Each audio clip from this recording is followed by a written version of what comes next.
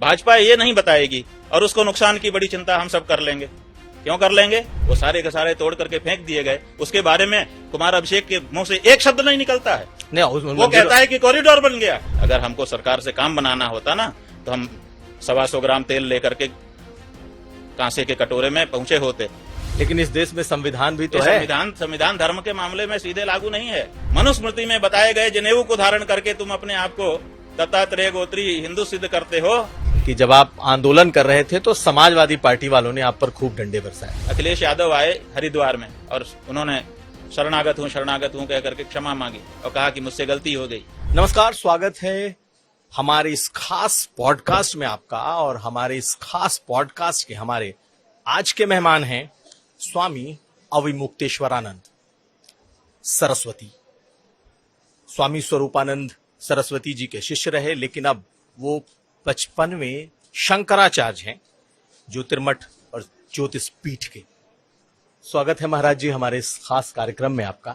आप इस वक्त बिहार में हैं और बिहार की आपकी ये जो यात्रा दिख रही है, इसमें आप लगातार जब चल रहे हैं तो आपके साथ साथ ये भी चल रहा है कि शंकराचार्य जी हैं और इस बार चुनाव में अपने लोगों को चुनाव लड़ा रहे हैं, बिहार में प्रत्याशी निकाल रहे हैं। तो ये बिहार चुनाव में अपने प्रत्याशी उतारने, बिहार चुनाव लड़ने की क्या वजह है? असल में थोड़ी सी भ्रम की स्थिति है, जिसको कह सकते हैं गलतफहमी है। वो ये है कि लोग समझ रहे हैं कि हम राजनीति कर रहे हैं, चुनाव में लोगों को लड़ा रहे हैं, चुनाव लड़ करके गद्दी पर काबिज होना चाहते हैं, सरकार बनाना चाहते हैं, जबकि ऐसी बात नहीं। मूल रूप से बात यह है कि हम अपने धर्म का काम कर रहे हैं, जो हमारा काम है।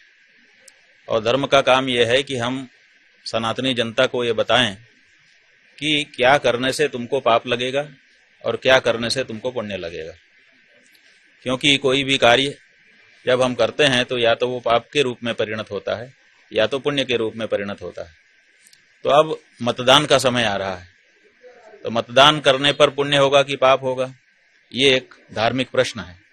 और इस धार्मिक प्रश्न का उत्तर ये है कि कोई भी दान करने से पुण्य होता है कि पाप होता है। अगर ये प्रश्न किया जाए तो बताया है कि अगर सत्पात्र को दान करोगे तो पुण्य होगा और कुपात्र को दान कर दोगे तो दान करने पर भी पुण्य नहीं बल्कि पाप हो जाएगा। इसलिए सत्पात्र को दान करने का नियम है, कुपात्र को दान करने का नियम नहीं है। तो हम ये बात सनातनी जनता के सामने लेकर के जा रहे हैं कि तुम जो वोट करने वाले हो वो तुमको पापी बना सकता है। और पाप कौन सा? गौ हत्या जैसा बड़ा पाप। क्योंकि तुम्हारे वोट से सरकारें बनती हैं और फिर वो गौ हत्या को बढ़ावा देती हैं। और ऐसा ही आजादी के बाद से अभी तक होता चला आया है। तो एक धर्माचार्य के नाते मतदाता को जागरूक करना, उसके मस्तिष्क में ये बात बैठाना कि तुम्हारा मतदान तुमको पापी ना बना दे, हमारा धार्मिक दायित्व है। हम उसी के लिए निकले हुए हैं। ये जो प्रत्याशी खड़े करने की बात आ गई, ये तो इसलिए आ गई क्योंकि हमने ये कहा कि जो गौ हत्या बंद करने के लिए शपथ पूर्वक उद्घोषणा करे उसको वोट देने से तुमको पुण्य होगा। लेकिन देश की कोई पार्टी ये शपथ लेने के लिए तैयार ही नहीं है। तो ऐसी परिस्थिति में लोगों ने कहा कि हमने तो संकल्प ले लिया, अब तो हम गौ रक्षक को ही वोट देंगे। तो जब कोई रहेगा ही नहीं तो हमने कहा ठीक है, हम खड़ा कर देते हैं ताकि तुम्हारा वोट तुमको पापी ना बनाए। ये जो प्रत्याशी खड़े कर रहे हैं ये राजनीति के लिए नहीं, ये अपने धर्म के मर्यादा की रक्षा के लिए हम कर रहे हैं।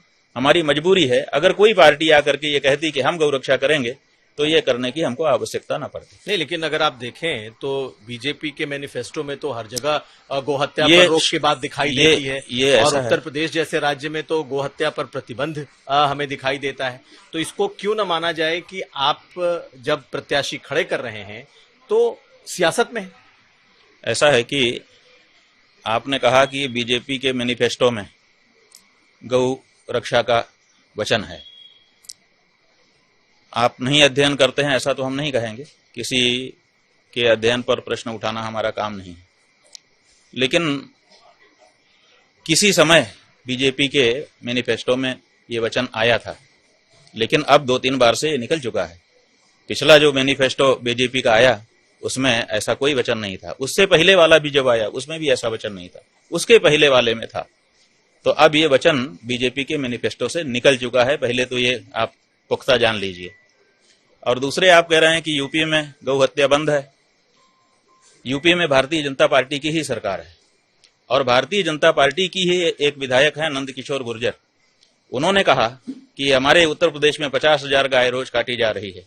जब 12 टन गौमांस से लदा हुआ ट्रक पकड़ा गया था नोएडा में, और उसके बाद उन्होंने ये बात कही, लेकिन इसका जवाब वहां के मुख्यमंत्री ने नहीं दिया कि ये बात गलत है।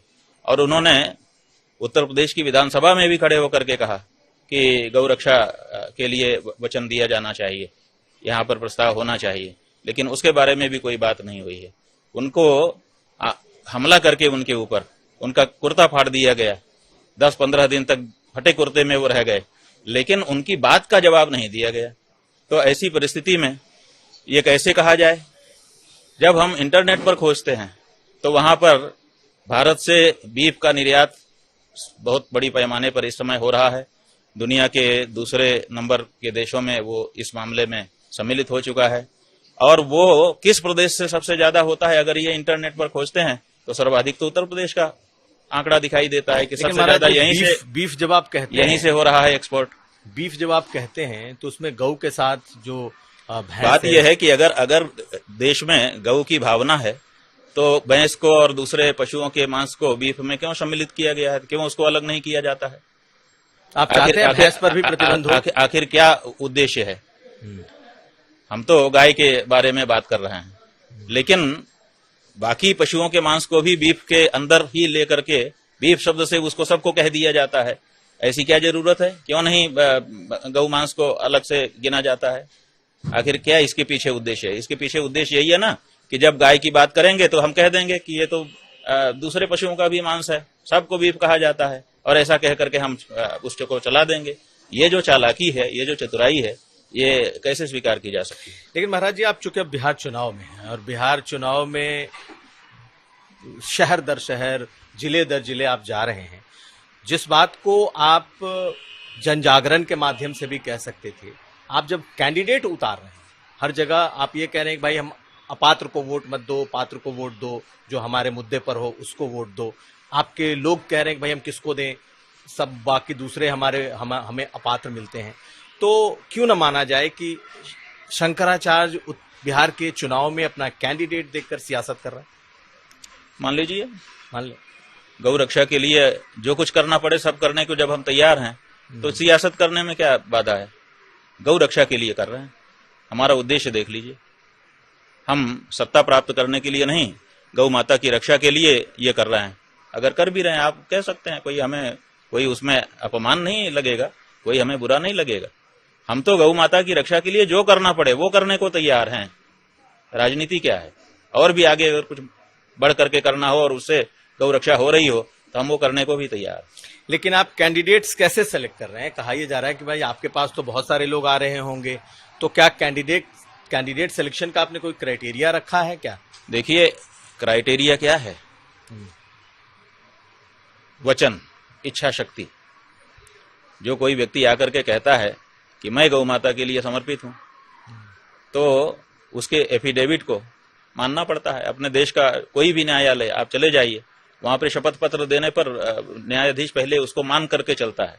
बाद में अगर वो झूठा निकल जाए तो भले उसको सजा दे दे, लेकिन शपथ पत्र को माना जाता है पूरे देश में न्यायालयों में। तो हम भी न्यायाधीश हैं, शंकराचार्य का पद उसी तरह का माना गया है। तो कोई एफिडेविट करता है हमारे सामने आकर के, तो हम नहीं मानते हैं कि वो झूठ बोल रहा होगा, तो शपथ को स्वीकार करते हैं। हमने तो सब पार्टियों से भी कहा था कि आप शपथ पूर्वक घोषणा करिए, हम मान लेंगे, लेकिन वो कहां कर रहे हैं। लेकिन आपको लगता नहीं कि शायद आप बिल्कुल नए तरीके से आपने इस काम को शुरू कर दिया है? कोई शंकराचार्य कभी इस तरीके से चुनाव में अपने कैंडिडेट्स नहीं उतारता। समर्थन देना या किसी को आशीर्वाद देना एक बात है, तो पूरे 243 सीटों पर अगर आप अपने कैंडिडेट उतारेंगे तो किसी न किसी को नुकसान पहुंचाएंगे, किसी न किसी का फायदा होगा। कहा यह जा रहा है कि आपके कैंडिडेट से जो नुकसान होगा वो बीजेपी को होगा, जो फायदा होगा वो कांग्रेस और आरजेडी को जैसी पार्टियों को होगा। वजह इसलिए क्योंकि जिस बात को लेकर के आप निकले हैं उसके समर्थक ज्यादातर बीजेपी के साथ दिखाई देते हैं। बात यह है कि उद्देश्य देखा जाता है किसी भी व्यक्ति का। तो जब हम किसी को फायदा पहुंचाने के लिए ये कर रहे हों तब आप ये बात कह सकते हैं। जब हम किसी को नुकसान पहुंचाने के लिए इसी उद्देश्य से ऐसा कर रहे हों तब आप कह सकते हैं। लेकिन हम तो गौ रक्षा के लिए कर रहे हैं। और आज भी, अभी तो चुनाव डिक्लेयर भी नहीं हुआ है, आज भी हम कह रहे हैं कि कोई पार्टी सामने आए, भाजपा आ जाए, हम उसको न समर्थन करें तो, लेकिन वो शपथ पूर्वक घोषणा तो करे, लेकिन भाजपा इसमें कतरा जा रही है। कांग्रेस आ जाए, हम तो उसको समर्थन करने को तैयार हैं, वो भी कतरा जा रही है। जो यहाँ की क्षेत्रीय पार्टियां हैं, राजद और एक जेडीयू, वो नहीं सामने आ रही हैं। तो ऐसी परिस्थिति में हमने तो ओपन रखा हुआ है, एकदम खुला रखा हुआ है कि जो गौ माता की रक्षा का वचन करेगा उसको हम अपना वोट देने के लिए तैयार हैं, क्योंकि तब हम गौ हत्या के पापी नहीं बनेंगे मतदान करके, बल्कि गौ रक्षा के पुण्य को प्राप्त करेंगे। तो हमें तो अपनी सनातनी जनता के माथे पर गौ हत्या का पाप नहीं लगाना है, गौ रक्षा का पुण्य लगाना है। लेकिन इसका अगर असर देखेंगे तो एक पार्टी को नुकसान होगा, दूसरी भाई पार्टी एक पार्टी को फायदा को नुकसान होगा, क्यों होगा? भाजपा को नुकसान भाई होगा। भाजपा को नुकसान क्योंकि क्यों होगा? जब भाजपा कह रही है कि हम हिंदू पार्टी हैं, भाजपा कह रही है कि हम गौ हत्या के विरोधी हैं, तो फिर उसको वचन देने में, शपथ ग्रहण करने में क्या दिक्कत है? बताए ना भाजपा ये नहीं बताएगी, और उसको नुकसान की बड़ी चिंता हम सब कर लेंगे। क्यों कर लेंगे? जो हमारी गौ का हत्यारा है, जो गौ हत्या को बढ़ावा दे रहा है, वो कैसे हमारा हो सकता है? वो हमारा सगा भाई भी हो तो हम उसको इनकार कर देंगे। आप तो किसी पार्टी की बात कर रहे हैं। आप गाय माता के तो होइए, जो हमारी मां का नहीं है वो हमारा कैसे हो सकता है? आप हैं, अगर हैं, आप कह रहे हैं कि नहीं हम तो हैं तो फिर बंद कर दीजिए। आज तो सत्ता आपके हाथ में है, आपको तो कुछ नहीं करना है, एक प्रस्ताव करना है, विशेष सत्र बुला लीजिए संसद का, बना दीजिए कानून। लेकिन आप कानून नहीं बनाएंगे, आप जो है इसको बढ़ावा देते चले जाएंगे, आप लाइसेंस बढ़ा देंगे, आप सब्सिडी कत्लखानों की बढ़ा देंगे, आप सब सुविधा उनको कर देंगे, आप गौ रक्षकों को गुंडा बोल देंगे, उसके बाद भी आप आशा करेंगे कि हम आपको अपना मानते रहें। ये हमसे कैसे हो सकता है? ये हमसे नहीं हो सकता है। लेकिन महाराज जी, आप पर आरोप यही लगता है, पहले भी चलता रहा है कि कांग्रेस की पॉलिटिक्स से आप बहुत अरे भाई, नजदीक हमको रहे हैं। जो लोग आरोप लगा रहे हैं, हाँ। आप अभी क्या कह रहे हैं? आप लगा रहे हो तो आपको हम कह रहे हैं, आपके पहले जिन लोगों ने लगाए उनको कह रहे हैं कि वो एक बात तो हमारी बताएं जो कांग्रेस जिसको एजेंडे में रखती हो। हमारा बहुत साफ है कि गौ रक्षा होनी चाहिए। है कांग्रेस का ये एजेंडा? कांग्रेस कह रही है कि हम गौ रक्षा करेंगे, लेकिन उसके बाद भी क्यों? क्योंकि आपके अनुसार नहीं है, इसलिए आप जिसके साथ चाहिए जोड़ दीजिए हमको। लेकिन उत्तर प्रदेश में सरकार ने, खास करके योगी सरकार ने, इस गौ हत्या को अरे बंद भाई, किया। योगी सरकार को, योगी जी को हमने कहा था, जब वाराणसी में मंदिर तोड़े जा रहे थे, एक के बाद एक 150 से ज्यादा मंदिर तोड़ करके फेंक दिए गए मलबे में, उसमें शिव मंदिर भी थे अधिकतर, और उनमें सब में नंदी था। हमने योगी जी से टेलीफोन में कहा था कि योगी जी, आप तो गोरक्ष पीठ के महंत हो, कम से कम नंदी को बचा दीजिए, शिव जी को नहीं बचा रहे हैं। कोई आज कॉरिडोर बनकर आप तैयार बताइए, है, आज तो सारे आप लोग बताइए वो नंदी कहाँ है हमारे भगवान का? वो धर्म का स्वरूप नंदी कहाँ है? वृषभ कहाँ है? कॉरिडोर तैयार है, कॉरिडोर में जो है लोग नाश्ता कर रहे हैं बैठ करके, जहाँ पूजा पाठ होता था, जहाँ भगवान की आरती होती थी। आप नहीं गए उसके बाद कभी? हम क्यों जाएंगे वहां? जब हमारे देवता वहां पर पुनः पधारेंगे तो हम फिर जाएंगे। जहां पर देवताओं के मंदिरों को तोड़ तोड़ करके फेंक दिया गया हो, वहां हम किस लिए जाएंगे? आप बताओ। कॉरिडोर तो हमको वहां जाकर के रेस्टोरेंट में नाश्ता करना है, वहां किस लिए जाते हैं? लेकिन कॉरिडोर से सुविधाएं, कॉरिडोर में सुविधा क्या हो गई? कितने ज्यादा, क्या सुविधा हो गई बताओ ना? एक वक्त वो क्या सुविधा हो गई? वहां बैठ करके नाश्ता करने की सुविधा हो गई, वहां जूता पहन करके जाने की सुविधा हो गई। ये धार्मिक सुविधा, इसको धार्मिक लोग सुविधा नहीं मानते हैं, इसको पर्यटक लोग सुविधा मानते हैं। आपने धार्मिक स्थान को पर्यटक स्थल बना दिया। तो आप जैसा था वैसा वही स्वरूप चाहते थे? जैसा था वैसा नहीं, लेकिन धार्मिक जो प्रतीक हैं उनको नुकसान पहुंचा करके कुछ भी नहीं, आस्था को चोट पहुंचा करके कुछ भी नहीं। अब ये बात निकली है तो आप, चूंकि जहां तक मेरी जानकारी है, मूलतः आप वाराणसी से आते हैं, प्रधानमंत्री लगातार तीसरी बार से वहां सांसद हैं, और अगर देखा जाए तो वाराणसी के विकास की बहुत चर्चा होती है कि भाई वाराणसी का विकास है, कॉरिडोर बन गया, अब वहां पर देखा जाए तो वहां रोपवे आ रहा है, सड़कें चौड़ीकरण हो रही हैं, घाट बनाए जा रहे हैं, आपको लगता है वाराणसी विकसित विकास हो रहा है, या आपको लगता है ये सब ठीक नहीं है, गलत हुआ? ऐसा है कि हम एक बार यात्रा कर रहे थे, ये स्वामी जी भी हमारे साथ थे। हम लोग उत्तराखंड के एयरपोर्ट पर लाउंज में बैठे हुए थे। एक पति पत्नी भी वहां सामने बैठे हुए थे। थोड़ी देर तक उन लोगों ने कुछ नहीं कहा, फिर इनको बुलाया, फिर पूछा कि ये कौन है, क्या है। तो उनको बताया गया कि हमारा नाम बताया गया, वाराणसी जा रहे हैं ये बताया गया। तो वो फिर हमारे पास आए, उन्होंने कहा कि वाराणसी तो बहुत चमक गया, जैसे आप कह रहे हैं। तो हमने उनसे पूछा कि आपको कैसे पता चला। तो उन्होंने कहा कि गडकरी जी हमारे पास आए थे, 6 एल्बम लाए थे, हमने देखा, प्रसन्न हो गया मन हमारा, चमक गया वाराणसी। तो एल्बम में और टेलीविजन में देख करके कोई भी वाराणसी के बारे में कुछ भी राय बना सकता है। जब आप वाराणसी जाओ और जा करके वहां रहो, तब पता चले आपको कि वाराणसी की क्या स्थिति है। क्या स्थिति है आपके नजरों में? पहले से ज्यादा 3-4 जगह लोकेशन जिसको कहते हैं उसको छोड़ दिया जाए, बाकी वाराणसी जैसे था वैसे ही और ज्यादा बजा रहा है।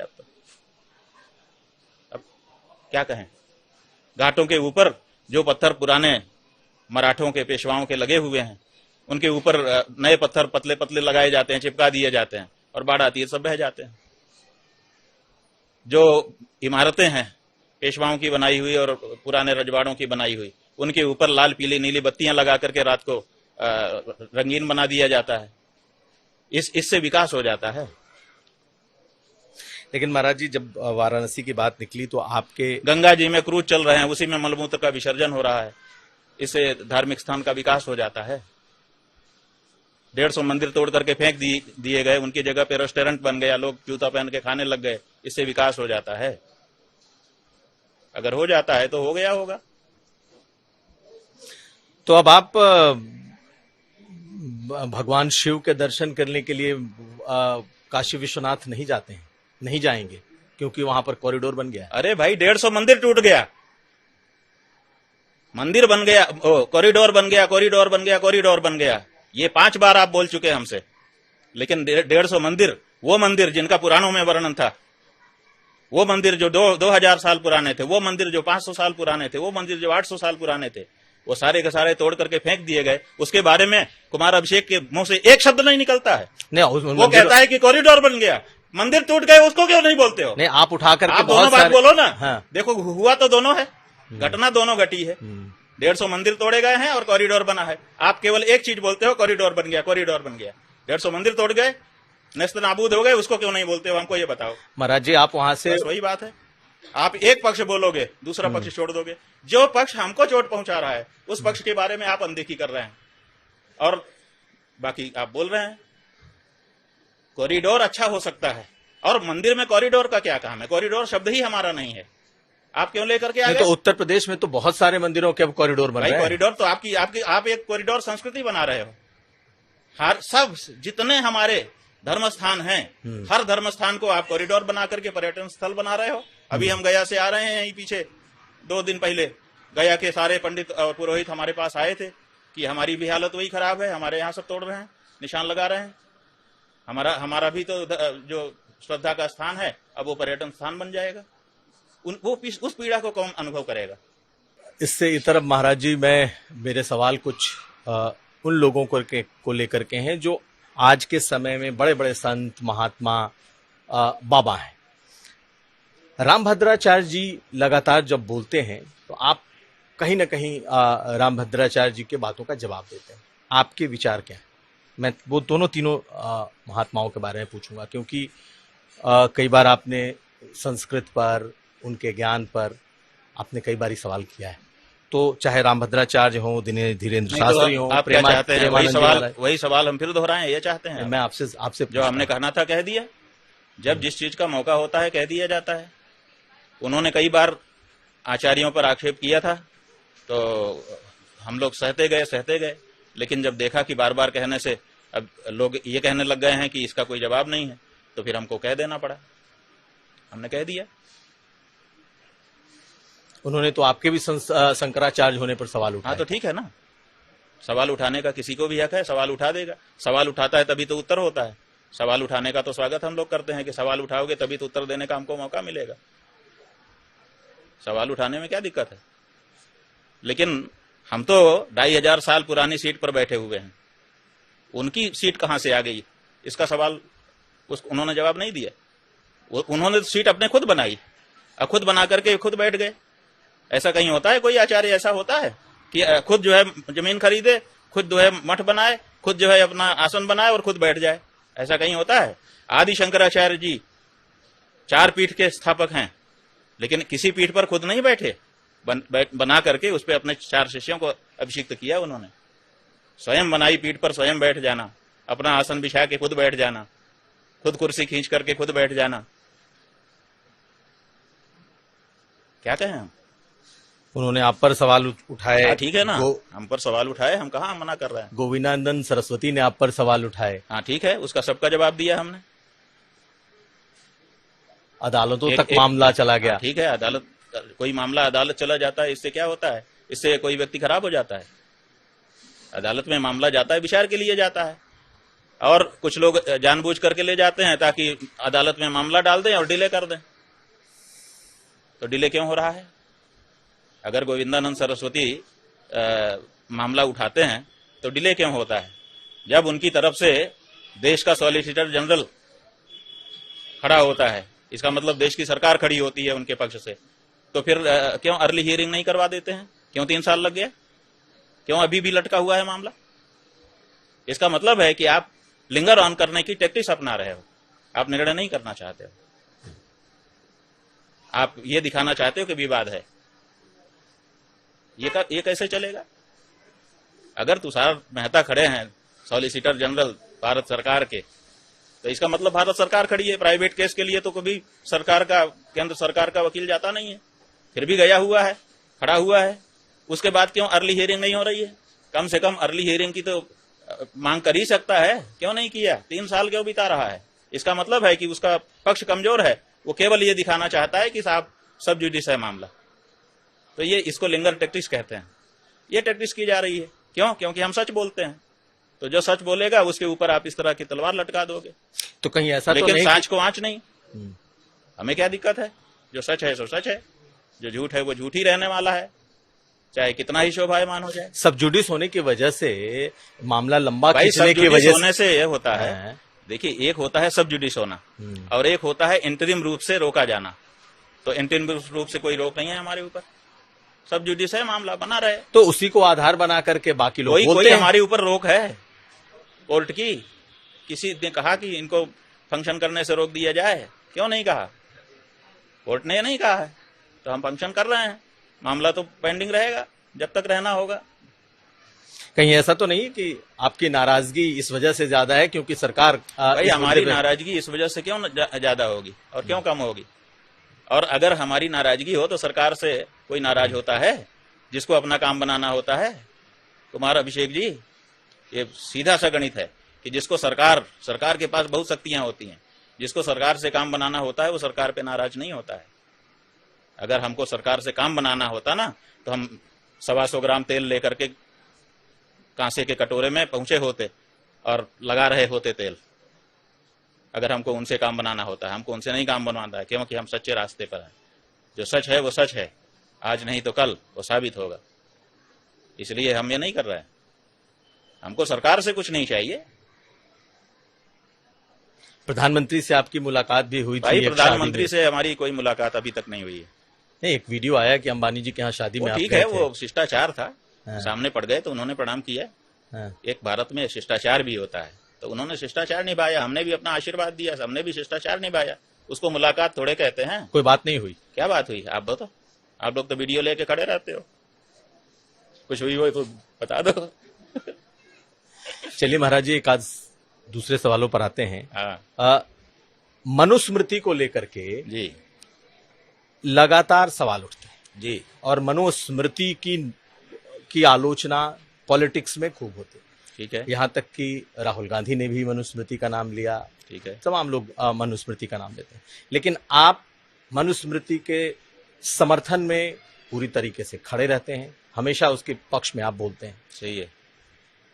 आपको लगता है कि मनुस्मृति पर सबसे ज्यादा अटैक हो रहा है, क्योंकि मनुस्मृति को कहा जाता है, लोग कहते हैं कि इसमें जातिवाद है, इसमें ऊंच नीच है।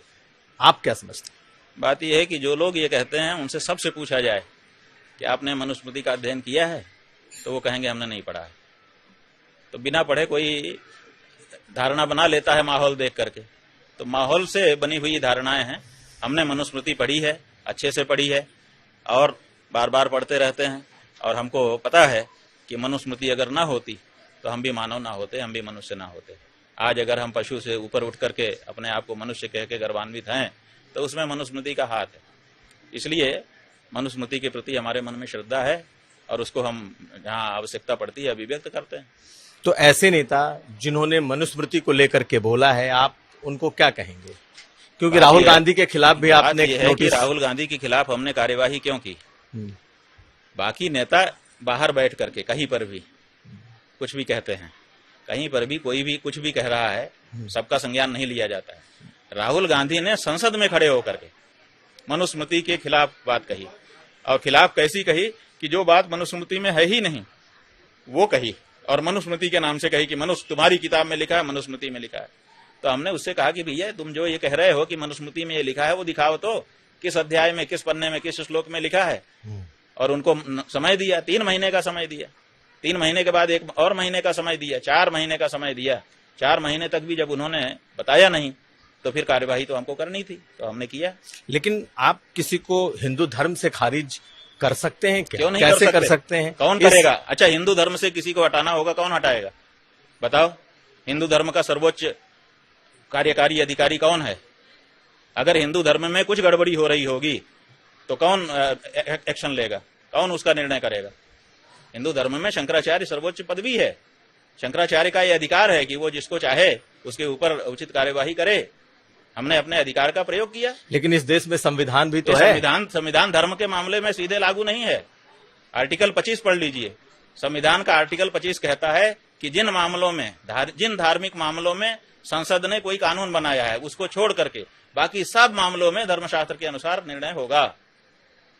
पढ़ लीजिए, सुप्रीम कोर्ट के 100 से ज्यादा फैसले हैं अलग अलग समय में अलग अलग जजों के, जो इस बारे में कहते हैं कि जो धर्म का मामला है वो धर्मशास्त्रों से निर्णीत होगा, सिवाय उनको कि जिनके ऊपर कानून बना दिया गया है। तो ये अधिकार आपको तो है? ऐसी परिस्थिति में भारत का संविधान हमको पूरी आजादी देता है कि अपने धर्म को अपने ढंग से संभालो। नहीं, लेकिन किसी को धर्म से बाहर करने की इजाजत आपके पास, आपको ये देता है कि आप किसी को हिंदू धर्म से ही बाहर कर दें? बिल्कुल, जिसको हम समझेंगे कि ये हिंदू धर्म के लिए खतरा है, उसको, अगर हमारे घर में सांप निकल जाएगा तो सांप को बाहर करने का, क्योंकि वो हमारे घर के रहने वाले लोगों को नुकसान करेगा, उसको बाहर करने का हमको अधिकार है।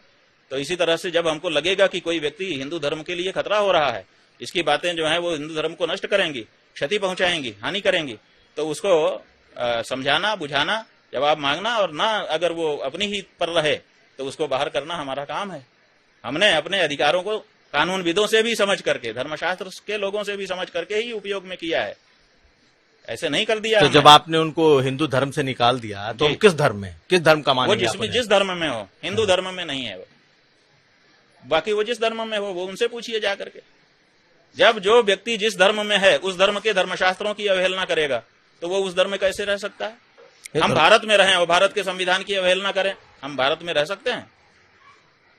उसी तरह से जिस धर्म में हम हैं, कोई मुसलमान हो कुरान की अवहेलना करे, वो इस्लाम में रह सकेगा? कोई ईसाई हो बाइबिल की अवहेलना करे, वो ईसाइयत में रह सकेगा?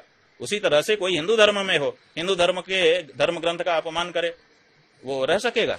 इनकार करे, वो रह सकेगा? नहीं, लेकिन उन्होंने तो खुद को माने ये तो सराय हो गई कि जिसको मन में आए जब चाहे आओ, जब चाहे जाओ। यहाँ तो कोई नियमन ही नहीं रह गया। हिंदू धर्म क्या सराय है?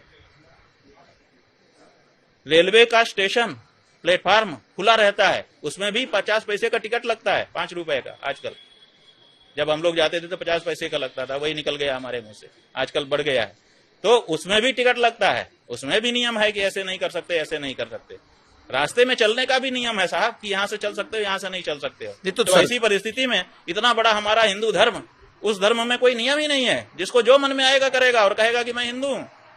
खबरदार, मनमानापन नहीं चलेगा। नहीं तो राहुल गांधी ने तो खुद आचार्य बैठा हुआ है, राहुल गांधी ने तो खुद को जनेऊधारी कहने से क्या होता है? जनेऊधारी, जनेऊ होता है, जनेऊ नाम की चीज है, ये किसने बताया? ये मनुस्मृति ने बताया। जनेऊ नाम की चीज होती है, उसको धारण किया जाता है, उसको धारण करने से व्यक्ति द्विज हो जाता है, दूसरा जन्म हो जाता है, उसको धारण करने के ये फल हैं, उसको धारण न करने के या उसको पालन न करने के ये कुफल हैं। ये किसने बताया? ये मनुस्मृति ने बताया। तो जिस मनुस्मृति में बताए गए जनेऊ को धारण करके तुम अपने आप को दत्तात्रेय गोत्री हिंदू सिद्ध करते हो, उस मनुस्मृति को तुम कहते हो कि उसका अपलाप करते हो। ये तुम्हारी हिम्मत। कोई किसी बड़े पद पर चला गया, इससे उसको धर्म के मामले में मनमाना करने की छुट्टी नहीं दी जा सकती है। धर्म धर्म है, धर्म के मामले में गुरु अनुशासन पालन करना पड़ता है। जो जनेऊ, आप जिस जनेऊ की बात कर रहे हैं, वो जनेऊ आखिर कहां से पता चला कि जनेऊ नाम की चीज होती है? बताओ ना। वो तो मनुस्मृति ने बताया ना। तो जब मनुस्मृति के बताए जनेऊ को तुम धारण करते हो, और गोत्र होता है, ये मनुस्मृति ने बताया कि हर हिंदू का एक गोत्र होता है, उसको तुम बताते हो पूछने पर, और फिर मनुस्मृति को तुम गाली देते हो, मनुस्मृति के बारे में गलत बयानी करते हो, और मनुस्मृति को तुम धिक्कार करते हो। ये कैसे दोनों चीज कैसे हो सकती है? एक ही चीज हो सकती है। दुई की एक संग होई बुआलू, हंसब ढठाई पुलाव बुआलू। या तो गाल ऐसे कर लीजिए और या तो हा हा हा हंस लीजिए। दोनों एक साथ नहीं हो सकता। या तो आप मनुस्मृति को मानिए या तो खारिज करिए। खारिज करने वाले दूसरे लोग हैं। इस्लाम के लोग नहीं मानते, हम उनके ऊपर जबरदस्ती थोड़े थोपने जाते हैं। ईसाई लोग नहीं मानते, हम उनके ऊपर थोड़े थोप रहे हैं। यहूदी नहीं मानते और बहुत से लोग नहीं मानते, हम उनके ऊपर थोड़े थोप रहे हैं। लेकिन जो कहता है मैं हिंदू हूं, मैं मनुष्य हूं, उसको तो कम से कम मानना चाहिए। लेकिन यही फिर सवाल ये भी उठता है कि क्या व्यासपीठ पर बैठने का अधिकार, क्या भागवत कथा कहने का अधिकार ब्राह्मण के अलावा किसी दूसरी जाति को नहीं है? क्या यादव, किसने कहा? अभी हाल में जो घटना घटी, आप देखे होंगे इटावा की घटना, जहां पर उनकी शिखाएं काट दी गईं, उनके साथ बहुत सारी बातें की भाई। वो कथा कहने के लिए नहीं काटी गई, पहली बात। वो झूठ बोलने के लिए काटी गई, और झूठ बोलने के लिए दंड होता है। तो ये दंड सही है? क्यों नहीं? झूठ बोलेगा कोई तो दंड नहीं उसको मिलेगा। क्यों अपनी जाति छुपा करके आया था? उसको जात छुपाने की क्या जरूरत थी? जब जात छुपा करके आप अपनी बात करोगे, इसका मतलब धोखा कर रहे हो, तो धोखाधड़ी करने वाले को कोई ना कोई तो दंड करेगा। और हमारे यहाँ कोर्ट कचहरी दंड करते ही नहीं है। नालिश कहाँ करें हम? यहीं अभी बिहार में हम जा रहे हैं, लोग मिल रहे हैं 40-40 साल। अभी आप लोगों ने रिपोर्ट किया है कि 100 रुपए के घूस लेने का एक व्यक्ति के ऊपर जुर्मा वो लगा, 39 साल के बाद बरी हो गया बेचारा। 39 साल, जाने कितने साल तो जेल में रहा। 100 रुपए का घूस लेने का उसके ऊपर वो लगा था। 39 साल आपने फैसला करने में लगा दिया, तो कोई क्या करेगा? तो झूठ बोलने वाला, फरेब करने वाला रोज आता रहेगा गांव में। तो ऐसी परिस्थिति में दंड किया, झूठ बोलने का दंड है वो भगवान की कथा कहने का दंड नहीं। जैसे रामभद्राचार्य जी ने कहा कि सिर्फ ब्राह्मणों को ही अधिकार है व्यासपीठ पर बैठने का, भागवत कथा कहने का। आप क्या उनके इस बात से सहमत हैं कि ब्राह्मणों के अलावा और कोई नहीं बैठ सकता, कोई नहीं कथा कह सकता? बात यह है कि भगवान की कथा में सबका अधिकार है, सुनने में, कहने में नहीं, और कहने में भी है। लेकिन किसको सुनाएं हम?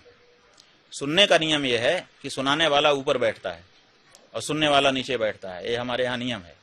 और हमारे यहाँ जो सनातन धर्म है, उसमें ब्राह्मण, क्षत्रिय, वैश्य, शूद्र, ऐसे 4 वर्ण गिने गए हैं। माने ब्राह्मण का नाम पहले लिया है, क्षत्रिय का बाद में, उसके बाद वैश्य का, उसके बाद शूद्र का। तो हम ये मानते हैं कि हम चारों भाई हैं, सगे भाई हैं, एक ही परमात्मा से उत्पन्न है, लेकिन बड़ाई छोटाई का भेद है। तो छोटा जो है वो ऊपर बैठ के बड़े को नहीं सुनाता है। ये हमारे यहाँ एक परंपरा है। तो आप भी इस बात तो से अगर शूद्रों को ही सुना रहा है, तो कोई शूद्र व्यक्ति बैठ करके सुना सकता है अपने जात भाइयों को। जो सार्वजनिक कथा होती है उसमें सभी वर्ण के लोगों के आने की संभावना होती है, इसलिए वहां पर यह विचार किया जाता है कि सबसे बड़े भाई को बैठा दो, सब लोग बैठ के सुनो। ये एक अंडरस्टैंडिंग है, ये एक मर्यादा व्यवस्था है, इसमें किसी को ठुकराया नहीं गया है। तो ये तो महाराज जी, ये तो जातियों के आधार पर ही हुआ कि जो उच्च जाति का है वही उस जगह पर बैठेगा। अच्छा ये बताओ, जो वर्ण में जिन्हें नीचे कहा गया है वो उस पीठ पर बैठ ही नहीं सकता। अच्छा ये बताओ कि जब तुम्हारा समानता का नियम लागू है तो कहीं पर राष्ट्रपति आते हैं तो सबसे ऊपर क्यों बैठते हैं? सबसे सेंटर में प्रोटोकॉल क्यों आता है? राष्ट्रपति पद है। हाँ, राष्ट्रपति एक पद है। हाँ, वो नागरिक है। हाँ। भारत का नागरिक है, प्रथम नागरिक है। नागरिक होने के नाते उसको क्या सबके बीच में नहीं बैठना चाहिए? क्यों वो प्रोटोकॉल लेकर के आता है कि नहीं मैं तो ऐसे ही बैठूंगा, नहीं तो नहीं बैठूंगा, नहीं तो नहीं आएंगे मंच पर? क्यों प्रोटोकॉल लागू हो जाता है? व्यासपीठ एक पद नहीं है, केवल राष्ट्रपति का पद ही पद है। नहीं तो उसपे नहीं, राष्ट्रपति का पद है और व्यासपीठ एक पद नहीं है। उसमें तो वो तो खुले खेल, जिसको मन में आए चढ़ जाओ बस। कैसी बात कर रहे हो आप? हर पद का, हर सीट का अपना एक कानून होता है, नियम होता है, उसकी मर्यादा होती है, उसके अंदर एक अर्थ होता है। व्यासपीठ का भी एक अपना अर्थ है। हम खुल करके कह सकते हैं कि व्यासपीठ किसी को छोटा नहीं बनाता है, व्यासपीठ किसी के प्रति घृणा की भावना नहीं रखता है, व्यासपीठ सबके लिए होता है, लेकिन उसकी अपनी एक मर्यादा है। और हमने बता दिया, बड़ाई छोटाई का हमारे यहाँ घर में विचार है। आप अपने 4 भाई अगर होगे तो बड़े भाई को आप भी आदर देते होगे, नहीं देते हो ऐसा बात नहीं। लेकिन आपकी एक बात पिछले कुछ समय से बहुत आपने भी उसका समर्थन किया, साईं मंदिर अगर कहीं बन गया आप नहीं जाते। अभी हाल में ही इसी यात्रा के दौरान शायद आप, मुझे आपके किसी कोई सहयोगी बता रहे थे कि आप सासाराम जा रहे थे, आपने वहां पर इसलिए अपने कार्यक्रम को करने से या रुकने से मना कर दिया क्योंकि वहां साईं मंदिर है। तो क्या साईं मंदिर को लेकर या साईं भगवान को लेकर के आपकी मान्यताएं बिल्कुल अलग है? देखिए, भगवान कौन है कौन नहीं है ये हमारे शास्त्र बताते हैं, और हमारे शास्त्रों में साईं नाम के भगवान का कहीं पर जिक्र नहीं है। तो जब साईं नाम के भगवान का कोई जिक्र ही हमारे यहाँ नहीं है तो साईं कैसे भगवान हमारे हो जाएंगे? हम तो शास्त्र की आंख से देख करके जानते हैं ना कि ये भगवान है। इन आंखों से तो देखा नहीं भगवान, शास्त्र की आंखों से देखते हैं। और शास्त्र में साईं नाम का कोई भगवान हमारे यहाँ नहीं बताया गया, न साईं नाम का कोई गुरु बताया गया है। तो इसके बाद एक मुहिम चल पड़ी उनकी मूर्तियों को हटाने की, मंदिरों से हटाने की। बात यह है कि हमने कहीं से हटाया हो तो बताइए, लेकिन जो शास्त्र की बात है उसको हम कहते हैं। जिसको जच जाती है वो बिल्कुल हटा देगा, जो भ्रम में है वो रखे हुए है। जब उसको पता चल जाता है कि ये अशास्त्रीय है तो अशास्त्रीय चीज को हटा देता है व्यक्ति, इसमें क्या बात है। लेकिन महाराज जी, आपकी बहुत सारी बातों पर आप लगातार अपने विचार रखते रहे, और अभी हाल में नेपाल में देखा गया जिस तरीके का पूरा रिजीम चेंज हो गया 24 घंटे 48 घंटे के अंदर, अभी लद्दाख में हो गया।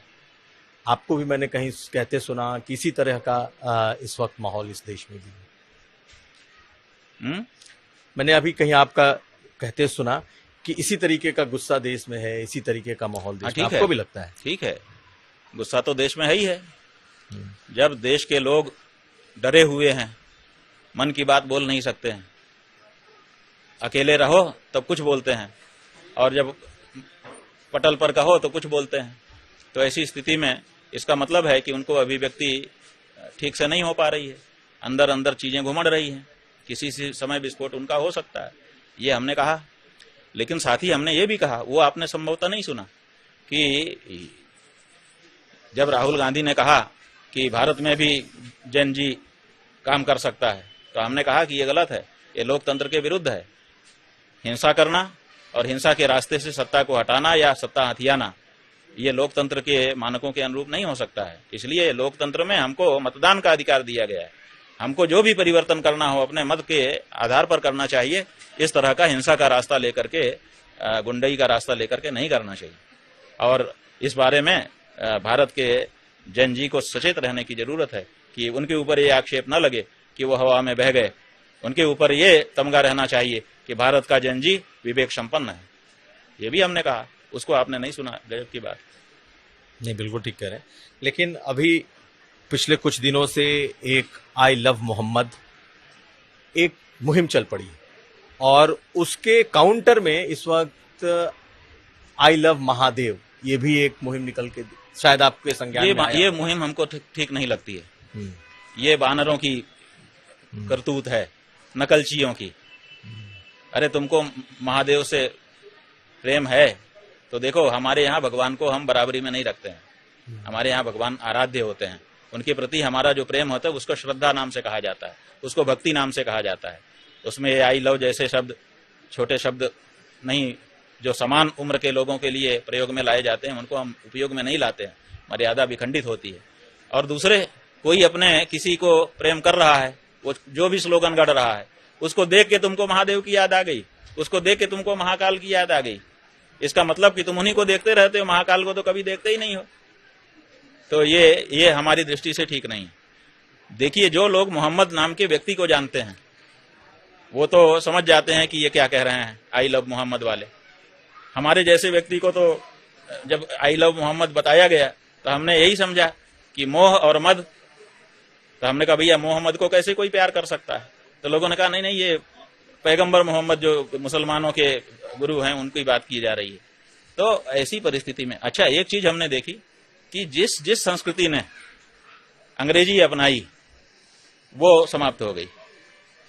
अब मुसलमान अंग्रेजी नहीं अपना रहे थे, अब हम देख रहे हैं कि धड़ल्ले से आई लव मोहम्मद के नाम पर उनके यहाँ भी अंग्रेजी घुस गई। अब देखते ही देखते इस्लाम वाले भी खरोंच खा जाएंगे, पक्का जान लीजिए। ये अंग्रेजी जहां घुसेगी वहां जो संस्कृति और परंपरा है उसको क्षति पहुंचानी ही पहुंचानी है। तो हम तो इसको ठीक नहीं समझते हैं, ना तो इस्लाम वालों की दृष्टि से और ना अपनी दृष्टि से। और हम अपने लोगों को जरूर कहना चाहें, उनको तो हम कह नहीं सकते, लेकिन अपने लोगों को जरूर कहना चाहेंगे कि ये जो तुमको मोहम्मद को सुन करके महादेव की याद आ रही है ये ठीक नहीं है। तुम अपने स्वतंत्र मोहम्मद को याद करो, उनकी नकल मत करो। लेकिन महाराज जी, जैसे आज के समय में हम देखते हैं कि बड़े बड़े संतों के दरबार होते हैं, चाहे धीरेन्द्र शास्त्री जी का आप देख लें, बागेश्वर धाम का पर्ची निकालते हैं, पोको बाबा कहे जाते हैं, अनिरुद्धाचार्य महाराज, उनके दरबार दिखाई देते हैं। प्रेमानंद जी, इस वक्त प्रेमानंद जी को देखा जाए तो कहा जाता है कि सबसे ज्यादा उनके भक्त हैं। तो क्या किसी तरह का कोई कंपटीशन इन दरबारों में है भक्तों को लेकर? इन दरबारों में कोई कंपटीशन नहीं है। ये जो आपके संस्थान है ना, चैनल, अच्छा, चैनलों में प्रतिस्पर्धा है कि मैं इस बाबा को पकड़ करके अपनी टीआरपी इतनी बढ़ा लूं, मैं इस बाबा को पकड़ करके अपनी टीआरपी इतनी बढ़ा लूं, इसकी प्रतिस्पर्धा नहीं तो अब तो सबके अपने भी चैनल हैं। तो बेचारे अपनी जगह पे बैठे हुए हैं। चैनल वाले आते हैं, उनको पकड़ते हैं, पकड़ करके बढ़ाते हैं और उनको सलाह देते हैं कि ऐसा करिए, ऐसा करिए, ऐसा करिए। वो सलाह को भी वो भोलेपन में मान लेते हैं।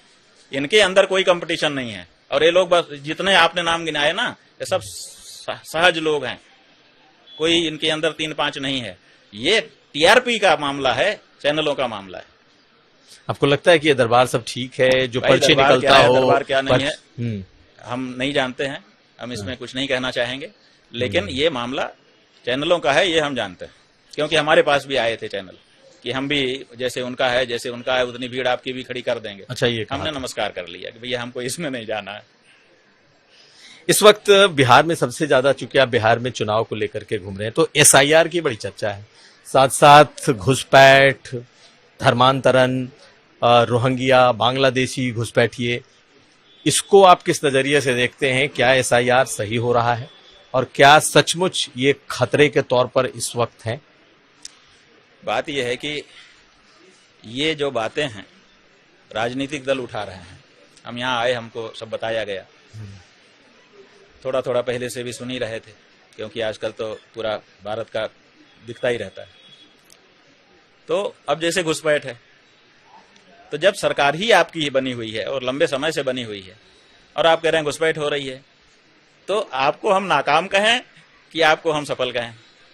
हमारे सामने तो प्रश्न ये हो जाता है कि जब सरकार ही आपकी है और आप कह रहे हैं घुसपैठ हो रही है, किसके नाम पर रो रहे हो आप?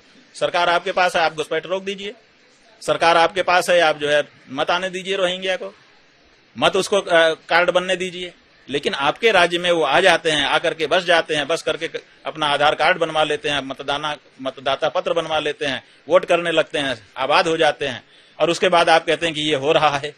ये तो तुम्हारे समय में हो रहा है ना, तो इसके लिए तो तुमको दंड दिया जाना चाहिए। तुम इसका रोना कैसे रो सकते हो? ये बड़ी गजब की बात है कि मेरे ही कार्यकाल में ये सब हो और मैं ही उसका रोना रो करके मैं भी उसका सिंपैथी भी ले लूं कि अरे राम राम राम, ये तो रोकना ही है। अरे रोकना था तो तुम तो सत्ता में थे, रोक देते।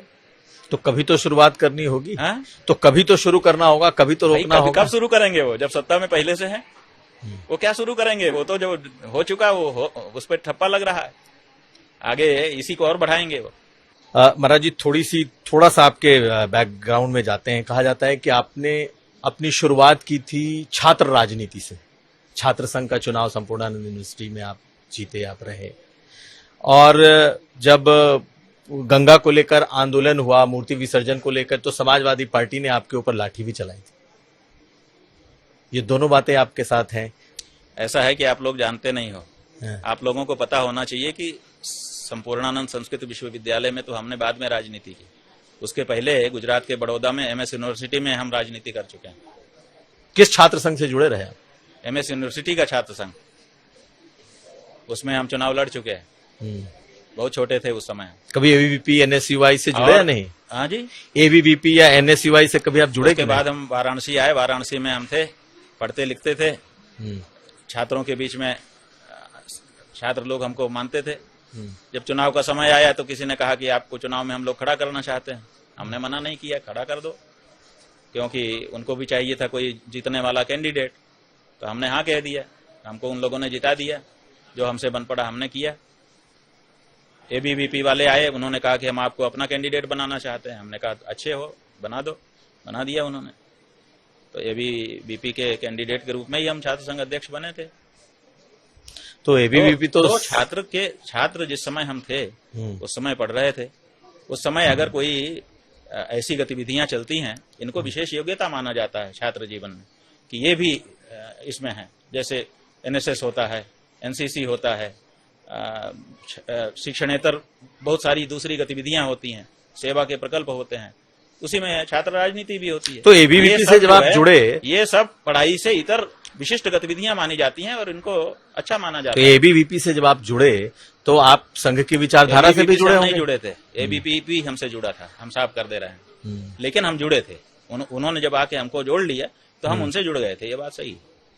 लेकिन उनके विचारों से कभी जुड़ पाए? उनके विचारों से हम जुड़े रहे।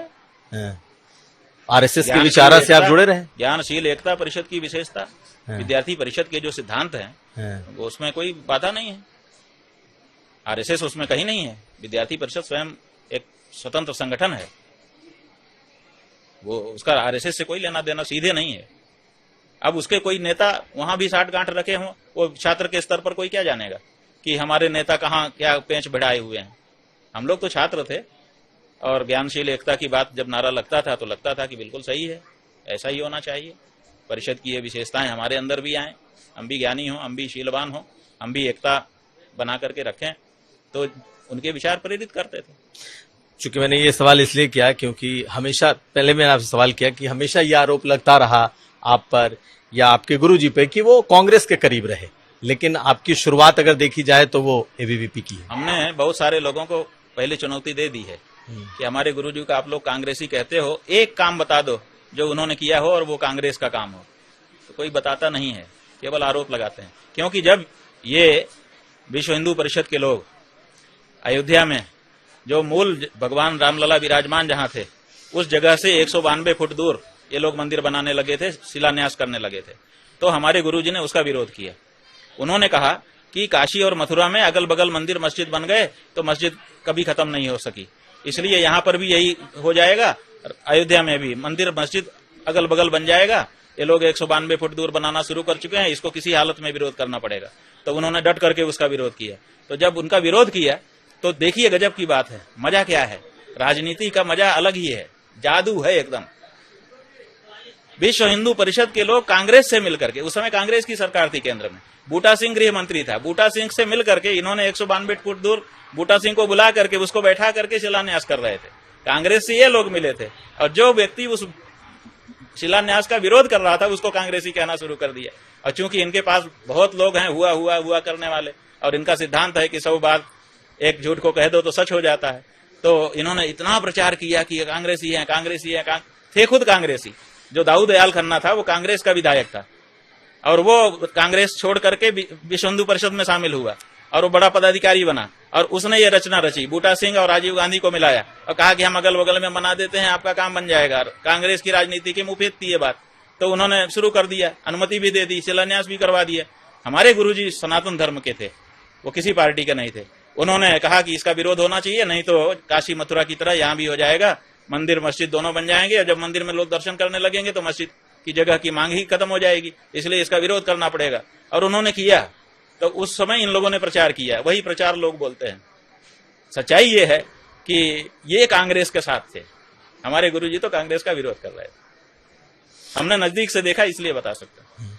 एक और कहानी आपसे आपके ही मुंह से सुन लें, क्योंकि चर्चा निकलती है हमेशा कि जब आप आंदोलन कर रहे थे तो समाजवादी पार्टी वालों ने आप पर खूब डंडे बरसाए। आपका वो आंदोलन कितना सफल हुआ ये तो अलग बात है, लेकिन समाजवादी पार्टी के डंडे आपने खाए? हाँ ठीक है ना, हमने गणेश जी की प्रतिमा के सम्मान में डंडे खाए। मारने वाला कौन था हम उसको ज्यादा ध्यान नहीं करते हैं। समाजवादी पार्टी के थे, हमने प्रतिकार यात्रा निकाली 10 दिन के बाद। प्रतिकार यात्रा में हमने घोषणा कर दी कि सड़ा हुआ आलू जो है वो सब्जी में रखा जाता है कि निकाल के फेंक दिया जाता है। जनता ने कहा निकाल के फेंक दिया जाता है। उसके बाद सपा की सरकार का निकाल करके फेंक दी लोगों ने सड़े आलू की तरह से। हमारा भाषण है टाउन हॉल का। तो बाद में अखिलेश यादव आए हरिद्वार में और उन्होंने शरणागत हूं कह करके क्षमा मांगी और कहा कि मुझसे गलती हो गई। मेरे जो ऑफिसर थे वहां पर डीएम राजमणि यादव, उनकी गलती थी ये, मैं धोखे में रह गया। तो उन्होंने कहा शरणागत हूं और क्षमा कीजिए। तो शरणागत हूं और क्षमा कीजिए ऐसा शब्द जब कोई बोलता है तो ये नियम ही होता है कि फिर माफ कर दिया जाता है। तो हमने माफ कर दिया। तो अब आप अखिलेश यादव और मुख्यमंत्री अखिलेश यादव कुंभ में हमारे पास आए थे। हमको रास्ते में हम जा रहे थे तो वो भी कहीं जा रहे थे, देखा उन्होंने तो फिर हमारे पास आ गए। फिर हमारे साथ ही हमारी यज्ञशाला जहां पर गौ माता के लिए हम यज्ञ कर रहे थे वहां आए। हमने कहा गौशाला की परिक्रमा करो, तो उन्होंने किया। करके जब हमारे पास आके बैठे तो हमने उनसे कहा कि आप गौ माता के बारे में घोषणा करो। तो उन्होंने कहा मैं अकेले कैसे कर दूं, मेरे पार्टी से मुझे बात करनी पड़ेगी। तो हमने कहा ठीक है, पार्टी से बात करके करो। उसके बाद से आज का दिन है, लौट के उन्होंने कोई जवाब ही नहीं दिया। तो हमारी गौ माता का जो नहीं हो हमारा क्या होगा, चाहे वो कोई हो। अखिलेश जी को आप भी राह चलते मिले तो आप उनको लेकर के चले आए, चलो आप मेरे उसमें आओ।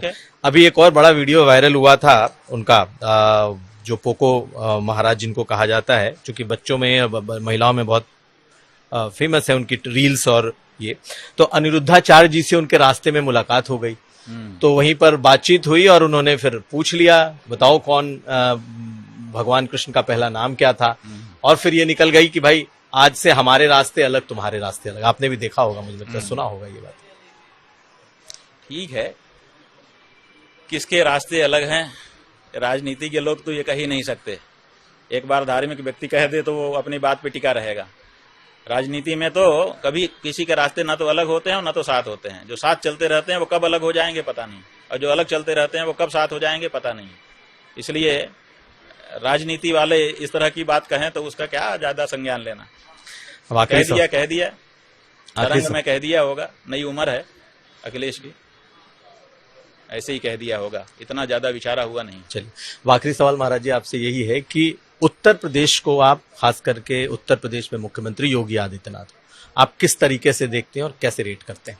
किस तरीके से देखने का मतलब क्या है? हम मतलब पहले भाई एक तो वो मठाधीश है, एक तो वो गोरक्षनाथ पीठ के, भाई गोरक्षनाथ पीठ का महंत होने के नाते उनका एक गौ रक्षा का दायित्व था, उसमें तो वो फेल हो गए, नहीं निभा पाए, वो नहीं निभा रहे हैं। अभी भी हमारा कहना है कि ये काम तो उनको पद पे रहते करना ही चाहिए, चाहे जो हो जाए।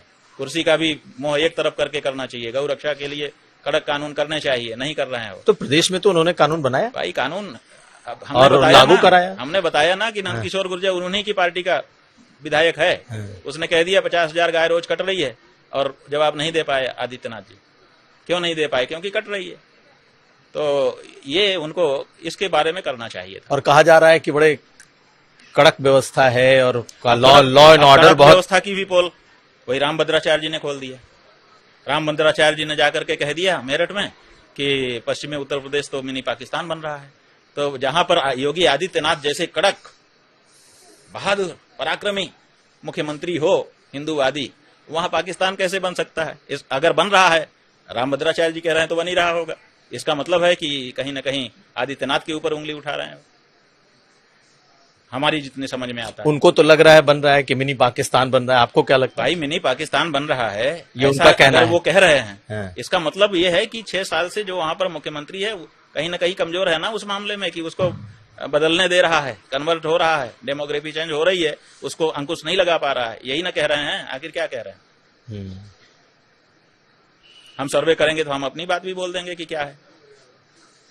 हम अगर सर्वे करेंगे, उन्होंने कोई सर्वे किया होगा तभी कहा, तो हम सर्वे करेंगे तो हम भी बता देंगे कि क्या हो रहा है, मिनी पाकिस्तान है कि नहीं है। अभी हमने कोई सर्वे नहीं किया इस बारे में। चलिए महाराज जी, चलते चलते एक और सवाल। उत्तर बिहार के चुनाव में जब आप इतने कैंडिडेट 243 पर उतार रहे हैं, तो आपको लगता है कि लोग जीत करके भी आएंगे, या फिर वो वोट देखिए, कटवा की बात तरह यह रह है- जाएंगे? बात यह है कि जीतेंगे कि नहीं जीतेंगे, वोट तो कि काटेंगे। कितना वोट मिलेगा, कितना वोट नहीं मिलेगा, अभी हम इस पे नहीं जा रहे हैं।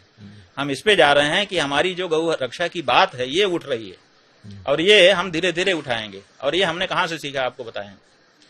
हमने महाराष्ट्र में चातुर्मास से किया, और महाराष्ट्र प्रदेश पहले गुजरात के साथ संलग्न था। कोंकण, गोवा, गुजरात और महाराष्ट्र तीनों एक ही प्रदेश कहा जाता था। मुंबई जिसको कहते थे अंग्रेजों के जमाने में, मुंबई प्रोविंस। मुंबई प्रोविंस। तो जो मराठी भाषी लोग थे उन्होंने अपना महाराष्ट्र प्रदेश मांगा, और उन्होंने 2-3 साल तक लगातार आंदोलन चलाया, आमरण अनशन तक करके मर गए, कोई सुनवाई नहीं हुई उनकी। तब उन्होंने कहा कि हम लोग क्यों न चुनाव लड़े, हम महाराष्ट्र प्रदेश की अपनी मांग के ऊपर चुनाव लड़ते हैं। और जब चुनाव लड़े तो चुनाव लड़ते ही केंद्र सरकार राजी हो गई और महाराष्ट्र प्रदेश उनको मिल गया। आज महाराष्ट्र प्रदेश बना हुआ है। तो चुनाव से फर्क पड़ता है नेताओं को, जब उनका एक वोट इधर उधर होता है तब उनको फर्क पड़ता है। तो हम अपनी गौ माता की मांग को मनवाने के लिए आगे आए हैं, और कितने वोट आएंगे कितने नहीं आएंगे क्या होगा वो बहुत हमारे विवेचना का विषय नहीं है।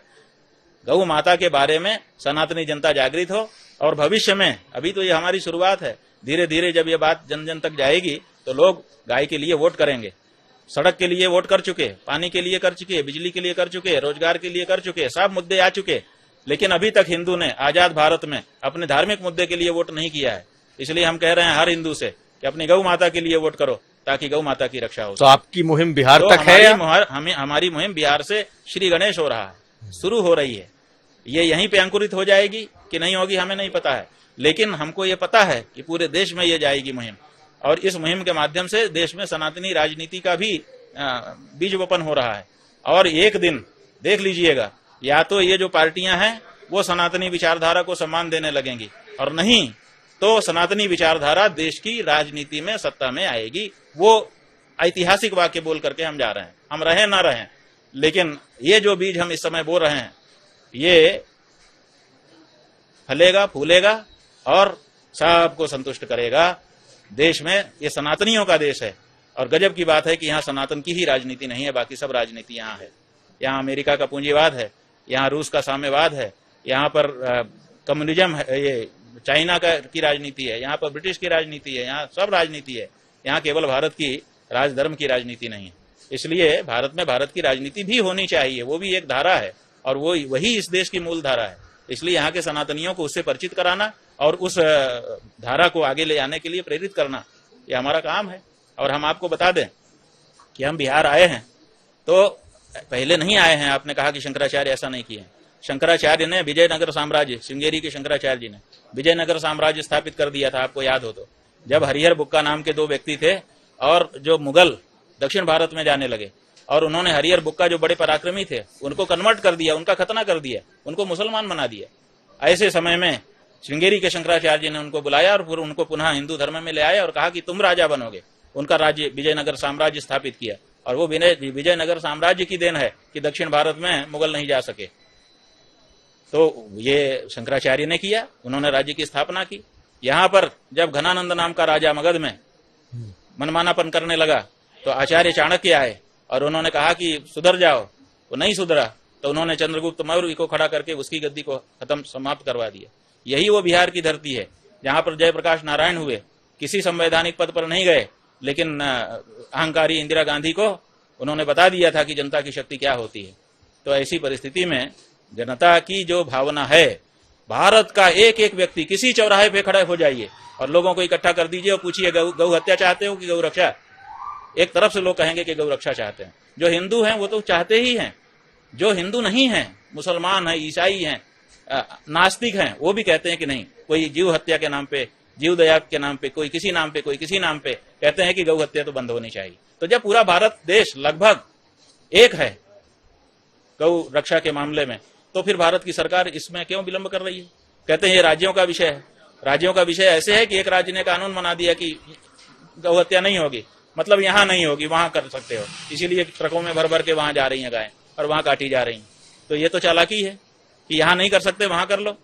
और दूसरे कहते हैं कि ये राज्य का विषय है, केंद्र का विषय नहीं है। लेकिन बहुत सारे ऐसे विषय जो आजादी के समय राज्य का विषय बनाए गए थे, जैसे शिक्षा, ये राज्य का विषय थी शुरू में, लेकिन सन 77 में 78 में संशोधन करके इसको केंद्र का विषय बना दिया गया, समवर्ती सूची में डाल दिया गया। जाने कितने विषय जो राज्य के विषय से वो समवर्ती सूची में डाल दिए गए। तो ऐसे ही जब पूरे देश में गौ भावना एक तरह की है तो इसको समवर्ती सूची में डाल करके केंद्र क्यों कानून नहीं बना सकता है? बना ही सकता है, लेकिन नहीं बना रहा है। तो ऐसी परिस्थिति में पूरे देश की ये आवाज है और ये आवाज तो गूंजेगी ही गूंजेगी, ना गूंजने का कोई सवाल ही नहीं है। और ऐसा नहीं है कि हमको बिहार में कोई विशेष बात है, हमको तो गाय में विशेषता है, और गाय केवल बिहार में नहीं है। और सच बताएं आपको जान करके आश्चर्य होगा, बिहार के लोग भी नहीं जान रहे हैं, बिहार में जो बिहार की अपनी गाय थी, देशी गाय, जिसको बछौर और पूर्णिया नाम से जाना जाता था, जिसको गंगा तीरी के नाम से जाना जाता था, अब तीनों नहीं रही, तीनों गायें समाप्त हो गईं। 2013 की जो जनगणना पशु गणना हुई है उसमें 7 लाख के करीब थी बछौर पूर्णिया, गंगा तीरी तब नहीं थी, खत्म हो चुकी थी, लेकिन बछौर और पूर्णिया 7 लाख थी। अब 2019 में जो गणना हुई है उसमें लिखा है कि 1000 से 1500 है बस। अब उसके बाद 19 से 25 आ गए, 6 साल और बीत गए। अब 1000-1500 में भी अब बची है कि नहीं बची है, हम तो हर जिले में जा रहे हैं, जो वहां का पशु विभाग है वहां पर पता करवा रहे हैं, बात कर रहे हैं अधिकारी से कि भैया हमें एक गाय चाहिए, बछौर या पूर्णिया शुद्ध दे दीजिए। अभी तक तो 12-13 जिले हो गए, कोई नहीं दे पा रहा है। तो ऐसी परिस्थिति में बिहार से बिहार की गाय गायब हो गई जी। गौ रक्षकों की सरकार है यहाँ पर, हम कैसे मान लें कि गौ रक्षकों की सरकार है? केवल इसलिए कि आप कहते हैं कि हम हिंदू हैं। हिंदू हो तो हिंदू जैसा कुछ करके दिखाओ। और कोई भी हिंदू, हम इतना जरूर जानते हैं कि जो सच्चा हिंदू होगा उसके हाथ में ताकत आने पर वो पहले गौ रक्षा करेगा। बहुत धन्यवाद महाराज जी भैया। आयुपी तक से बात करने के लिए और हमारे इस खास पॉडकास्ट का हिस्सा बनने के लिए। तो हमारे साथ थे स्वामी अविमुक्तेश्वरानंद सरस्वती जी, और आज खास पॉडकास्ट में इन्होंने खुलकर अपनी तमाम बातें रखी। अगले पॉडकास्ट में किसी खास शख्सियत से फिर मुलाकात होगी, तब तक दीजिए इजाजत। धन्यवाद।